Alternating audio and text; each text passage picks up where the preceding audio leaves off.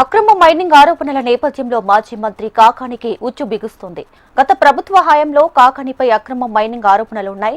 పొదలకూరు మండలం తాటిపర్తిలోని రుస్తుం మైన్స్ లో అక్రమ మైనింగ్ చేశారని అభియోగాలున్నాయి.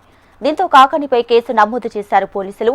అక్రమ మైనింగ్ వ్యవహారంలో ఇప్పటికే నలుగురు అరెస్టు కాగా హైకోర్టు నుంచి మరో నలుగురికి ముందస్తు బెయిల్ వచ్చింది. ఏ క్షణమైనా కాకానిని అరెస్ట్ చేస్తారని సోషల్ మీడియాలో ప్రచారం జరుగుతుంది. గత నెల 16వ తేదీన మైనింగ్ టీడీ ఫిర్యాదుతో కేసు నమోదు చేసిన పోలీసులు కాకాని సహా పలువురిపై ఎఫ్ఐఆర్ నమోదు చేశారు. ఈ కేసులో A4గా కాకాని గోవర్ధన్ రెడ్డి ఉన్నారు. 120B, 447, 427, 379, 290, 506, 109 R/W 34 సెక్షన్ల కింద కేసు నమోదైంది.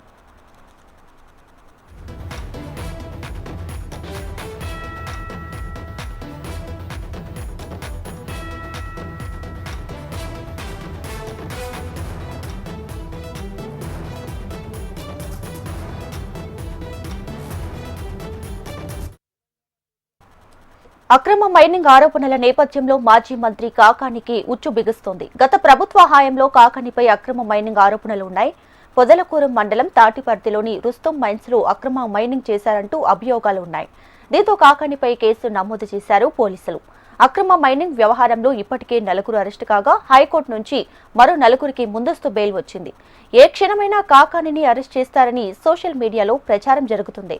గత నెల 16వ తేదీన మైనింగ్ టీడీ ఫిర్యాదుతో కేసు నమోదు చేసిన పోలీసులు కాకాని సహా పలువురిపై ఎఫ్ఐఆర్ నమోదు చేశారు.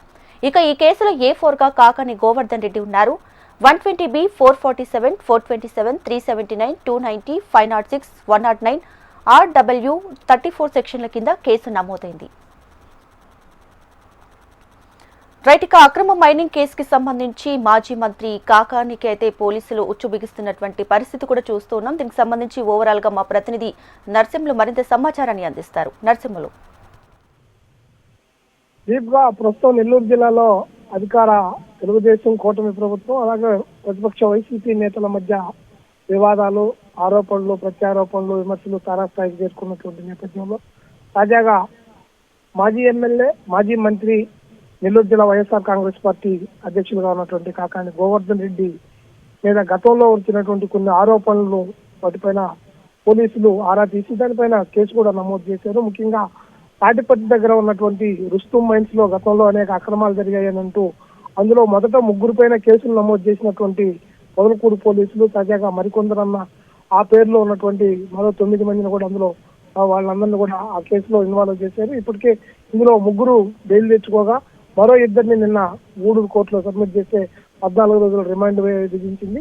ఇక తాజాగా A4లుగా ఉన్నటువంటి కాకాని గోవర్ధన్ రెడ్డిని ఇందులో ప్రధానంగా ఆయన పైన ఆరోపణలని చూపుతూ ఇక్కడ ఉన్నటువంటి పోలీసులు ఆయన్ని అరెస్ట్ చేసేందుకు రంగం సిద్ధం చేస్తున్నటువంటి పరిస్థితులు ఉంది. అయితే వీటన్నిటినీ కూడా కాకాని గోవర్ధన్ రెడ్డి కొద్దిసేపటి కింద తోసిపుచ్చినటువంటి పరిస్థితి ఉంది. ఇలాంటి వాటికి ఎవరు భయపడేది లేదు. ఆయన్ని కూడా నిరాధారమైనటువంటి ఆరోపణలను కూడా ఆయన కొట్టిపారేసినటువంటి పరిస్థితి ఉంది. మొత్తంగా కానీ గమనించినట్లయితే నెల్లూరు జిల్లాలో ప్రధానంగా 10 అసెంబ్లీ నియోజకవర్గాలు, ఒక పార్లమెంట్ నియోజకవర్గం ఉండగా ఇక్కడ సర్వేపల్లి నియోజకవర్గంలో ఇటు ప్రస్తుత ఎమ్మెల్యే, మాజీ మంత్రి సోమిరెడ్డి చంద్రమోహన్ రెడ్డి, ప్రస్తుతం జిల్లా వైసీపీ అధ్యక్షులుగా ఉన్నటువంటి మాజీ మంత్రి కాకాని గోవర్ధన్ రెడ్డి మధ్య కొత్తగడ్డ వేస్తే బగ్గుమన్నట్లుగా ఇద్దరి మధ్య వ్యక్తిగత వైరాలు కూడా కొనసాగుతున్నటువంటి పరిస్థితుల్లో కాకాని గోవర్ధన్ రెడ్డిని ఎలాగైనటువంటి అరెస్ట్ చేయాలి, అరెస్ట్ చేసి ఆయన్ని జైలుకు పంపాలనేటువంటి ఒక ఉద్దేశంతోనే ఇవాళ అధికార పార్టీ ప్రయత్నాలు చేస్తున్నది ఇప్పటికే వైసీపీ నేతలు ఆరోపణలు చేస్తున్నటువంటి పరిస్థితి ఉంది.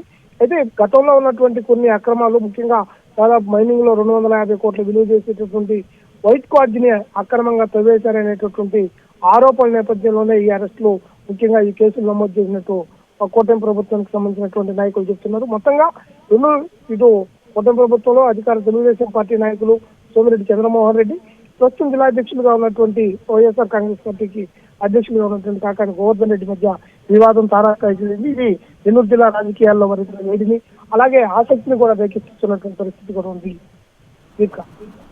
Right, thanks for the updates Narasimhulu.